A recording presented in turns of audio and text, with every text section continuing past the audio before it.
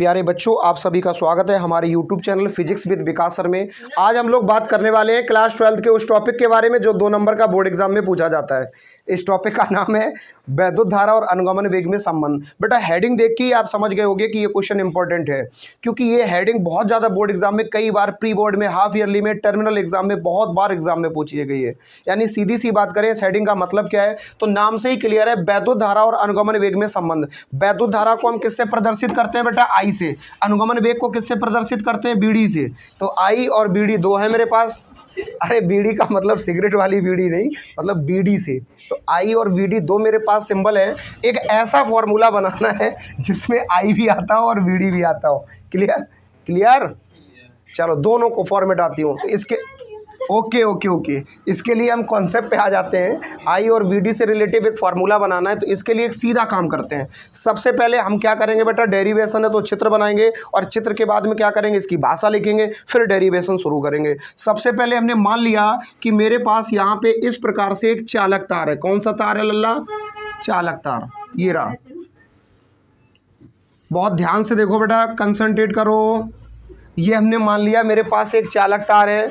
इस चालक तार में कुछ धनावेशित इलेक्ट्रॉन, जी हाँ, कुछ धनावेशित इलेक्ट्रॉन और कुछ ऋणावेशित इलेक्ट्रॉन है। ये लो देखो, लिखे।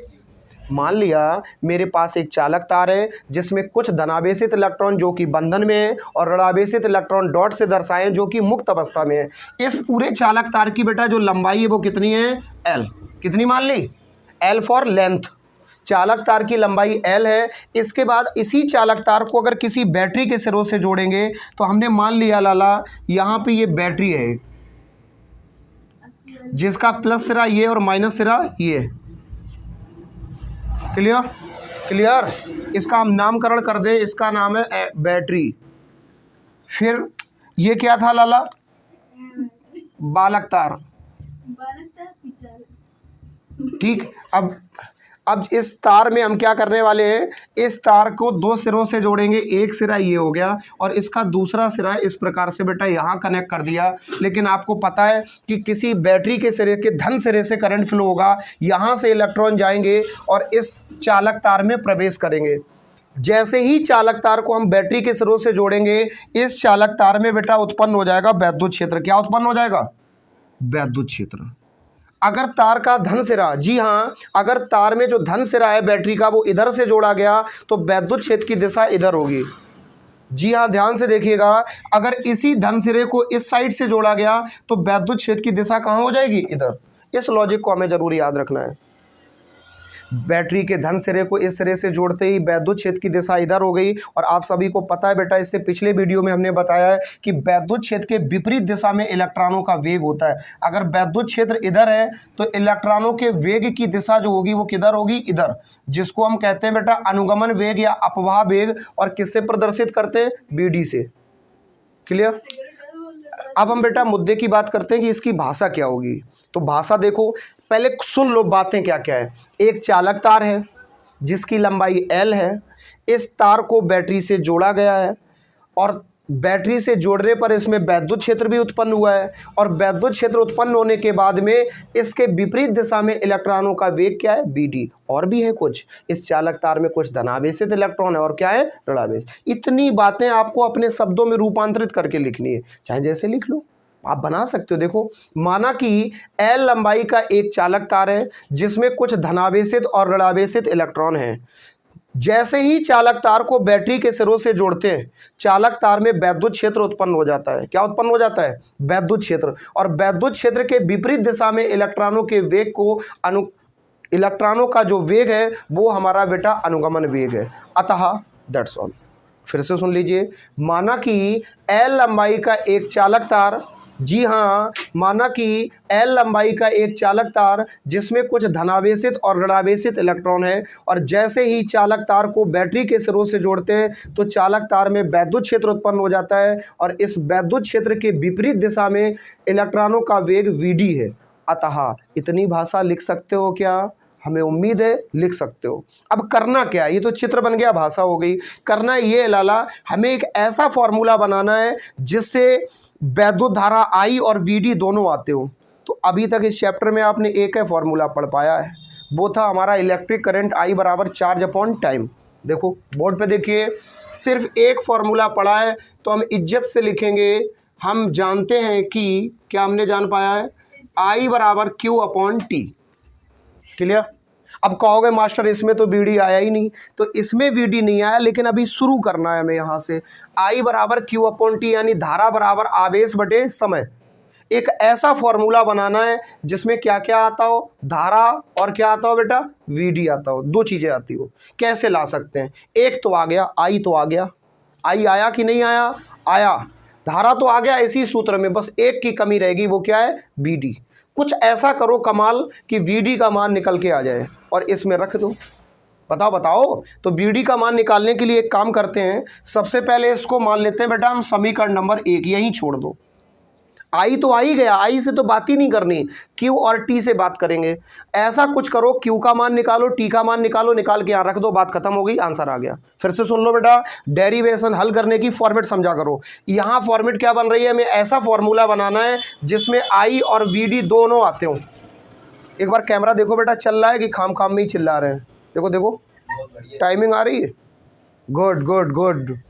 I और VD दो मान ज्ञात करने हैं, तो बेटा नहीं ज्ञात नहीं करने, ऐसा फॉर्मूला बनाना जिसमें दोनों आते हो। तो करो फिर साजिश।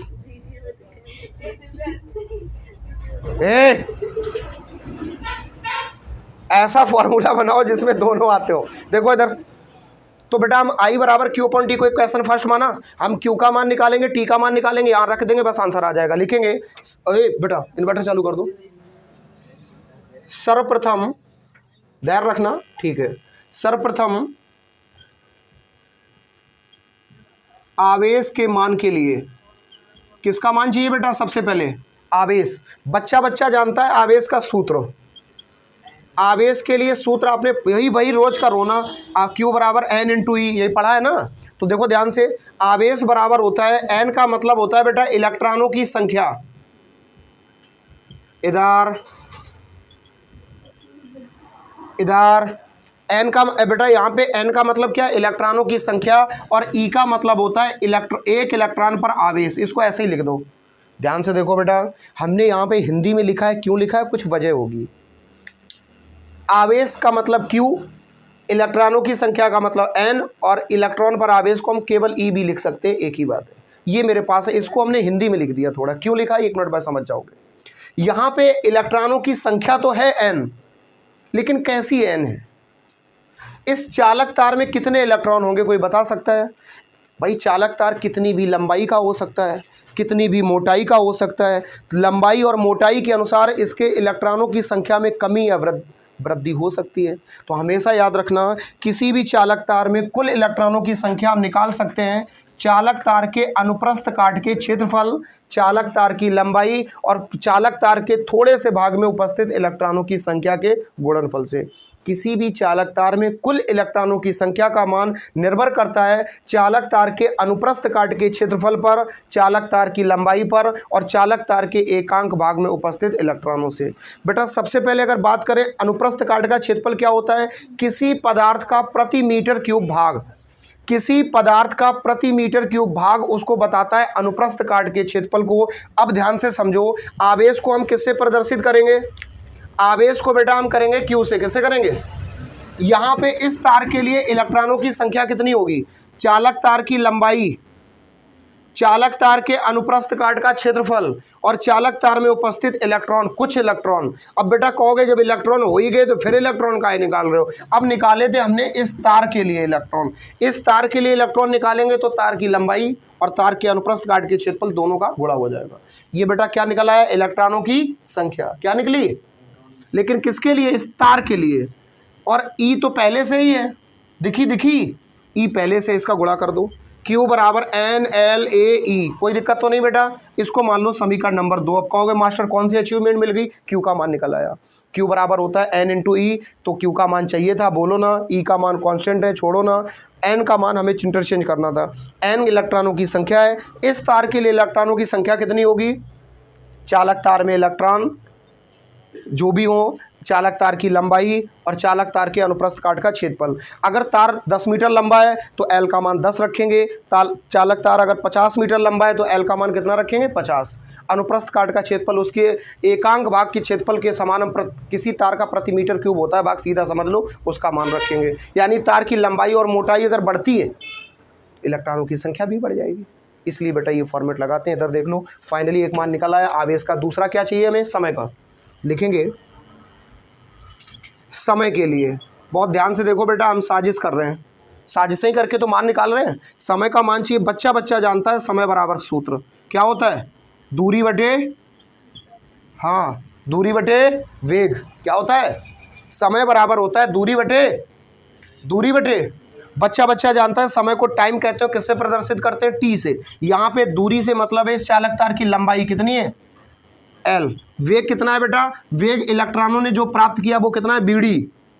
ये वीडी वेग है, तो टी बराबर आ गया एल अपॉन वीडी। इसको मान लो समीकरण नंबर 3। अब कहोगे मास्टर कौन सी नई उपलब्धि हो गई? हो गई उपलब्धि, पूरी उपलब्धि हो गई। हमें आई बराबर क्यू अपॉन टी था, जिसको समीकरण 1 माना था। एक ऐसा फॉर्मूला बनाना था जिसमें आई और वीडी दोनों आते हो। तो आई तो आई गया था, हमें वीडी की जरूरत थी, तो क्यू का मान निकाला, टी का मान निकाला। ये रहा क्यू का मान, ये निकाला है टी का मान। दोनों मान उठा के यहाँ रख दो, आंसर आ गया।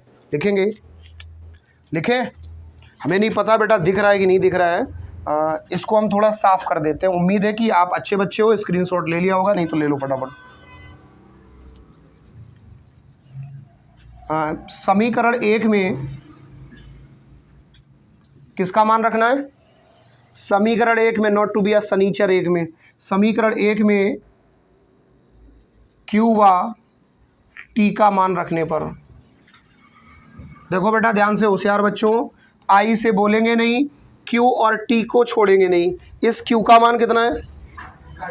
एन एल ए ई, इधर क्यू का मान आ गया।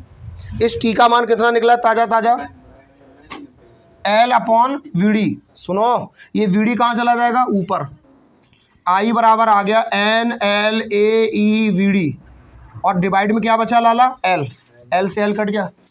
फाइनली आ गया आई बराबर N E A V D. सुन लीजिए ध्यान से, देखो आई को आई लिखा, एन को एन लिखा, ई को इलेक्ट्रॉन लिखा, और रुको ए को ए लिखा, और वी डी को वी डी लिख लिया। ठीक है, एल से एल हमारा कट गया। अब बात कर लेते हैं इसमें कौन सी चीज़ क्या है। तो बच्चा बच्चा जानता है कि इसमें आई का मतलब, शांत हो जाओ मोतियाबिंद। आई का मतलब क्या है? धारा। एन का मतलब क्या है? इलेक्ट्रॉनों की संख्या। ई का मतलब बच्चा बच्चा जानता है इतना कांस्टेंट वैल्यू होती है। ए का मतलब क्या है बेटा? अनुप्रस्थ काट का क्षेत्रफल।